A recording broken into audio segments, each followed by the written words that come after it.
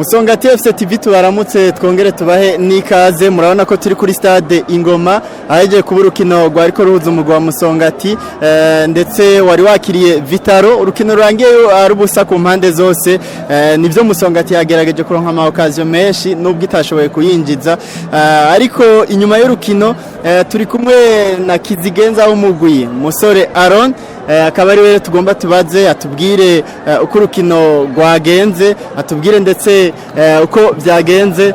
Musore Aaron, ubwa mbere urukino mwagwakiriye gute muri ko murara uko rwagenze?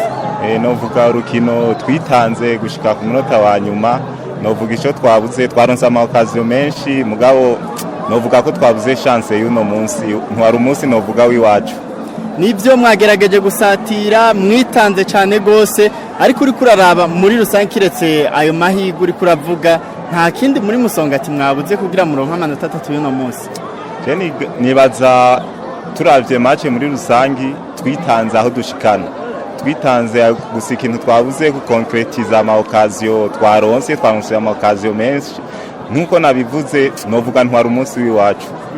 Nka Kizigenza w'umugwi nakahe kajambo mwari mwavuganye nk'abakinyi kugira uno munsi mutahana amanota 3? Ico twari twavuganye, turazi match za mbere na mbere usanga ari match ziba zigoye.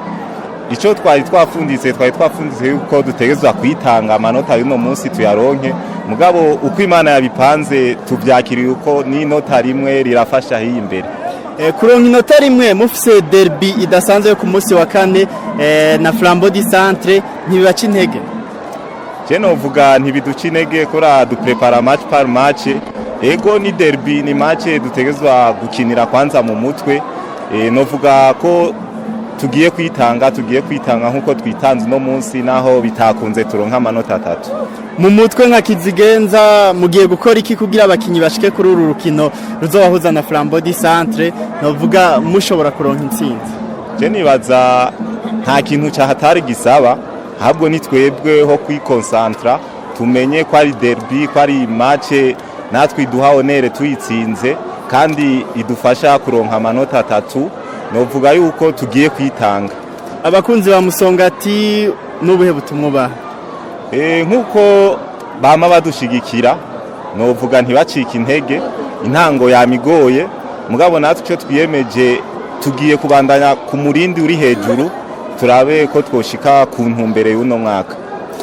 Nuko rero muravyumvise ivyo musore Aaron atubwiye, ariko arabwira abakunzi ba Musongati ati ntimucike intege, byose biracashoboka ndetse n'inota rimwe biraboneka yuko wewe ararishima.